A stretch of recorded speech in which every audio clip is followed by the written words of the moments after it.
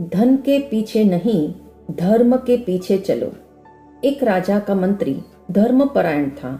उसकी परोपकार वृत्ति, देशभक्ति एवं सर्वजन हिताय की भावना से जनता बहुत प्रभावित थी। राजा धर्मद्वेषी था, इसलिए वह मंत्री से खुश नहीं था।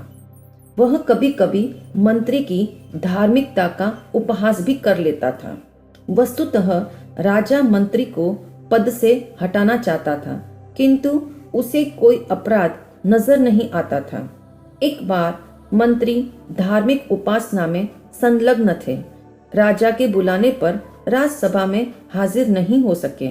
इस बात से राजा ने कुपित होकर अनुचर को आदेश दिया कि मंत्री से कह दो, राज आज्ञा का भंग करना हो तो फौरन मंत्री मुद्रा यानी अंगूठी लौटा दे। मंत्री ने तत्काल मंत्री मुद्रा अनुचर को सौंप दी।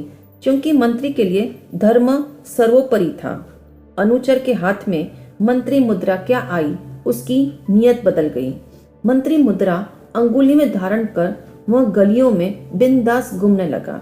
संयोग की बात, उन्हीं दिनों मंत्री के दुश्मनों ने कुछ गुंडे छोड़ रखे थे, जो मंत्री मुद्रा के आधार पर ही मंत्री का काम तमाम करना चाहते थे।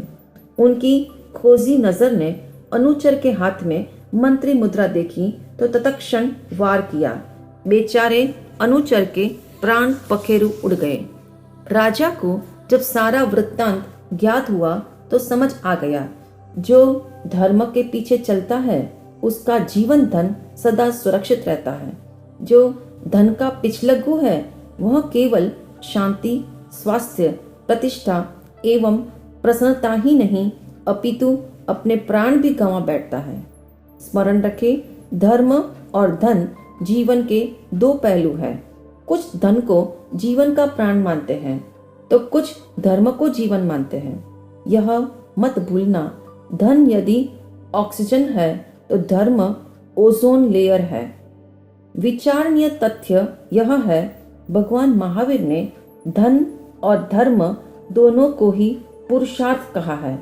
धन बुरा नहीं है, वह जीवन की आवश्यकता है, लेकिन वह धन बुरा है जो जिंदगी के तमाम पलों को गिरवी रख दे। जीवन के लिए धन हो, किंतु धन के लिए जीवन नहीं होना चाहिए। ध्यान दे, धर्म के पीछे धन चलता है, किंतु धर्म धन का अनुगामी नहीं है। जो धर्म के लिए हाथ बढ़ाएगा उसका जीवन कल्प वृक्ष बन जाएगा, और जो धर्म की कामना करेगा उसकी कामना कामधेनु बन जाएगी। ऋषि मुनियों ने धर्म को पगड़ी एवं धन को जूते के समान बताया है। सर्वविदित है, जूतों को हर स्थान पर नहीं ले जाया जाता। पवित्र स्थानों पर उसे निकालना भी आवश्यक है। खेद है, आज धन पैरों से चढ़कर माथे में समा गया है। जरा सोचो, जूतों को कोई सिर पर बांध कर चले तो कितना बेहुदा लगेगा, किंतु धन को माथे पर चढ़ाकर मनुष्य आज बड़े गर्व से घूम रहा है। इतिहास के पन्ने साक्षी है, धन संपदा ने सदा दो हृदयों को तोड़ा है, धर्म ने दो दिलों को जोड़ा है। धर्म से अभिप्राय है आत्मा के गुणों में रमण करना। समझ नहीं आता मनुष्य इज्म को धर्म मानकर क्यों लड़ रहा है और क्यों धर्म को छोड़कर जी रहा है। ज्ञानी कहते हैं धर्म और धन दोनों औषध है, फर्क मात्र इतना है, एक टॉनिक है और दूसरा ऑइंटमेंट है। धर्म टॉनिक है, मधुर एवं शक्ति प्रदाता, उस पर लिखा है फॉर इंटरनल यूज ओनली। धर्म पीने की दवा है। यह कैसा विरोधाभास है। आज मरहम को पिया जा रहा है और जिसे पीना चाहिए वह लगाया जा रहा है। ध्यान दे, जब धन बढ़ता है तो जो वस्तुएं आपके पास नहीं है उसकी लिस्ट आंखों के समक्ष आ जाती है। जब धर्म बढ़ता है तो जो वस्तुएं आपके पास है उसे कम करने का स्वतः मन बन जाता है। बच्चा यदि माँ की गोद में हो तो उसे थकान महसूस नहीं होती।